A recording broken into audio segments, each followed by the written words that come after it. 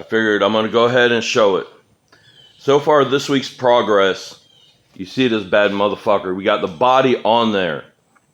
Hopefully now the body's on there. What I'm going to end up doing is go ahead and securing the body permanently to the chassis once I square everything up. And if you're seeing this, yeah, this is not an optical illusion. I fucked up. Using the tractor and forks, I had an issue where the body was dipping down. Basically, this corner got a hit, so it folded this side in, but it's not a big deal because this side's still straight. Once the body's permanently affixed, this damn thing rolls so easy. It is so light. I think I decided my final tire size is going to be 31 1050 15s. I happen to have two of them right here, and I got a buddy of mine is looking. He thinks he's got two that he's going to chip in. So we're going to go ahead and get these dry rotted rollers off of here and go ahead and mount some 31s on here. And once the body is permanently affixed, what I'm going to do, I'll just either use my car in the chain with the ball hitch and just pull it back this way, and I'll straighten it up. That ain't no big deal. I can definitely for sure fix this. Now, if anybody's asking why did I stretch the frame 18 inches, that's the money shot right there. You notice from that hub, it goes straight vertical right there.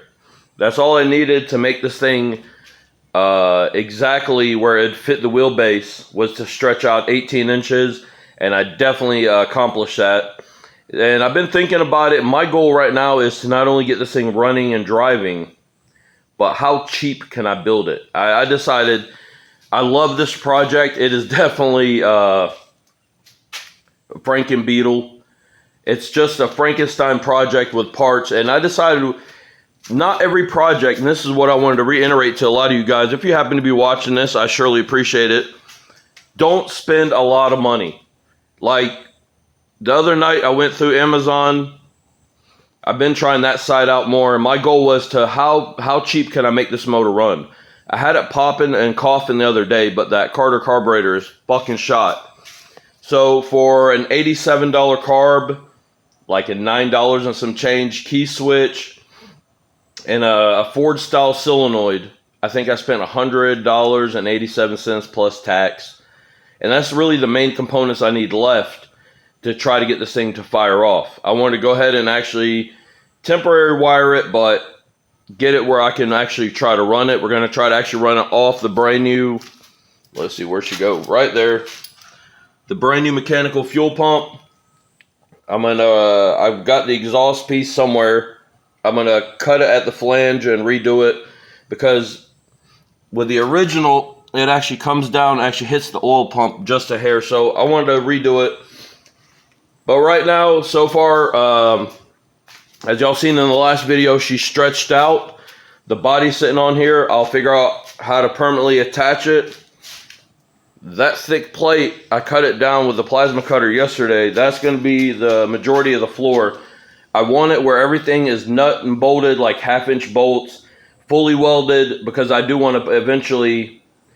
Budget constraints are definitely in play. I want to see about actually putting a roll cage in this thing. Now, the next step... Oh, before I get to the next step, this was the odd fuel tank that came with the homemade Jeep body. Ended up throwing a couple of mounts. Let's get some light on the situation.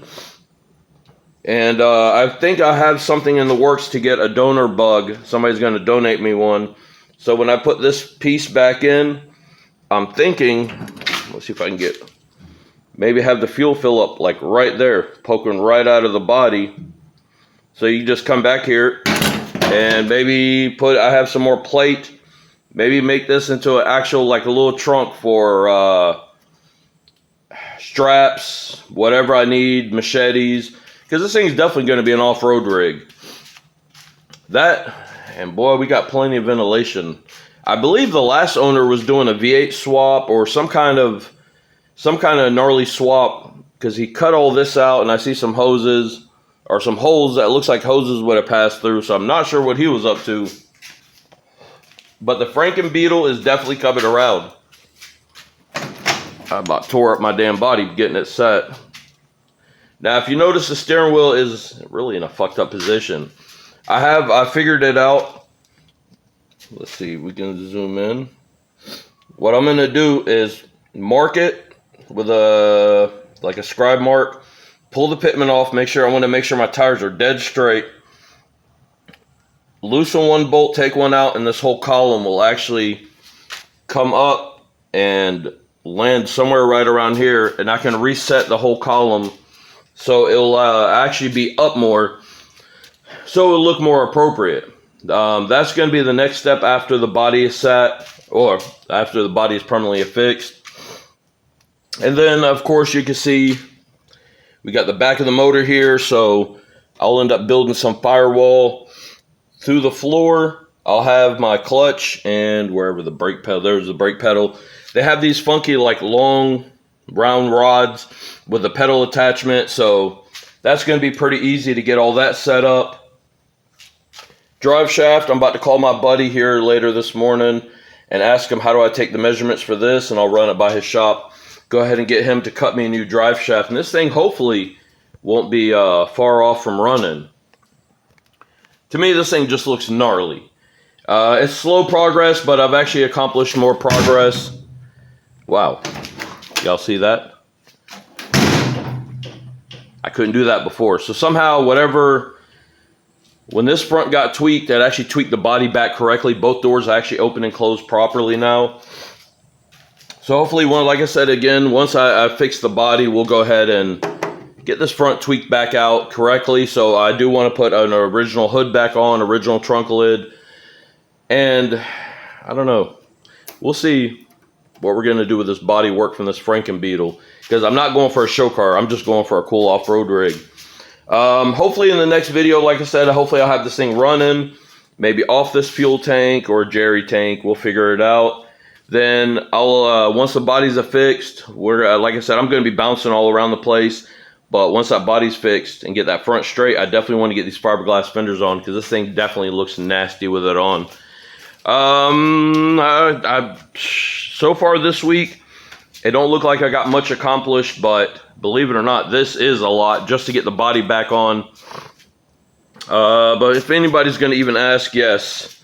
Once this body is set side to side, forward, back, everything right here, I will eliminate this extra so you don't see it. And maybe I'll make get one like a Chevrolet style, I don't know, like mid-80s, like a little hoop step.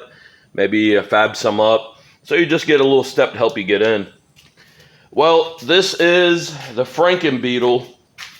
God, every time I see that shit, it pisses me off. I fucking tweet.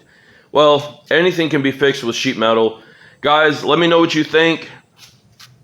Maybe go ahead and get a Badlands badass winch right here in the front. What do you think?